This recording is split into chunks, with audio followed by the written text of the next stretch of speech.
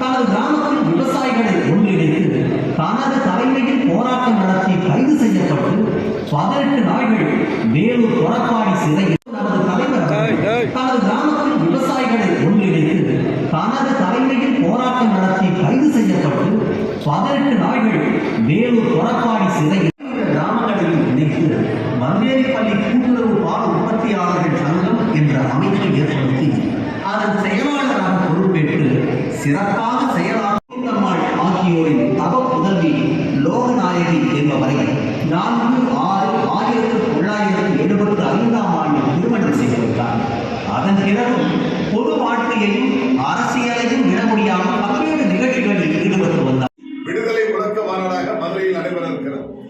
இந்த மாநாடு என்பது வரலாற்று சிறப்புமிக்க மாநாடாக, இந்த மாநாடு என்பது வணிகர்களில் ஏற்பட்டுகின்ற பல்வேறு பிரச்சனைகளை அத்துமீறல்களை ஒழித்து கட்டக்கூடிய மாநாடாக, விடுதலை முழக்கம் என்பது வணிகர்களுக்கு ஏற்பட்டிருக்கின்ற வரி பிரச்சனைகள், அடிமை பிரச்சனைகள், ரவுடிகளால் தொல்லை, அதிகாரிகளால் தொல்லை, இதிலிருந்து விடுவித்து வணிகர்கள் சுதந்திரமாக வணிகம் செய்ய வேண்டும் என்பதற்காகத்தான் விடுதலை முழக்க மாநாடு என்பதை வைத்திருக்கிறோம். ஆகவே இந்த மாநாட்டில் இந்த மண்டலத்தை சார்ந்த வேலூர் மாவட்டம், திருப்பத்தூர் மாவட்டம், ராணிப்பேட்டை மாவட்டம், கிருஷ்ணகிரி மாவட்டம், தருமபுரி மாவட்டம் அடிப்படையில் 30,000க்கும் மேற்கொண்ட வணிகர்கள் இந்த மாநாட்டிலே பங்கேற்கிறார்கள். இது தமிழகம் முழுவதும் தமிழ்நாடு வணிகர்களின் பேரமைப்பு நிர்வாகிகள் பல லட்சம் வணிகர்களை ஒன்று திரட்டி கொண்டிருக்கிறார்கள். இந்த மாநாட்டிற்கு பிறகு வணிகர்களுக்கு ஒரு திருப்பு முனை ஏற்படும். நீதி கேட்ட மண் கண்ணகி அவர்கள், நீதி கேட்ட மண் மதுரை மண். அந்த மண்ணிலே நாங்களும் வணிகர்களுக்காக நீதி கேட்கிறோம். 41ஆம் மாநாடு வெற்றி பெறுவதற்கு தமிழகம் முழுவதும் வணிகர்கள் பணியாற்றி கொண்டிருக்கிறார்கள்.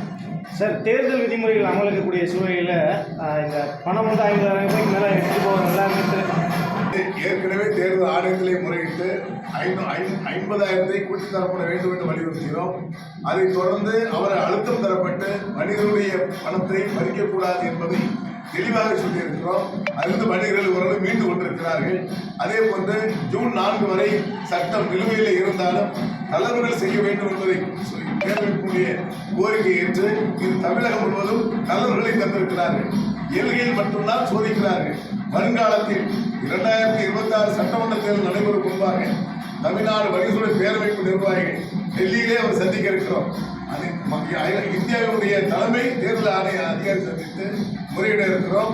அதில் பல்வேறு தீர்வுகளை காணக்கூடிய சூழலை அரசிடத்தில் முறையிட இருக்கிறோம் என்று தயாராக இருக்கிறார்கள். அதே போன்று கார்பரேட் கம்பெனிகளுடைய கடுமையான நெருக்கடியை தாக்கி பிடித்துக் கொண்டிருக்கிறார்கள். சங்கிலி தொடர் கடைகள், இதற்கெல்லாம் உற்பத்தியாளர்கள் தனி விலை நிர்ணயம் செய்து தந்து கொண்டிருக்கிறார்கள். ஆகவேதான் 41ஆவது மாநில மாநாட்டில் எங்களுக்கு மாநில அரசு, மத்திய அரசுகள் சிறப்பு சட்டம் நிறைவேற்றப்பட்டு சிங்கிள் விண்டோ சாமானிய வணிகர்களை பாதுகாப்பதற்கு பிரகடன தீர்மானமாக சட்டம் இயற்றப்பட வேண்டும் என்பதை நாங்கள் அறிவிக்கிறோம். பரபரப்பான மற்றும் அண்மை செய்திகளுக்கு தொடர்ந்து இணைந்திருங்கள் தமிழ் அப்டேட்ஸுடன். சப்ஸ்கிரைப் செய்திருங்க, மறக்காம பெல் ஐகானை கிளிக் பண்ணிடுங்க.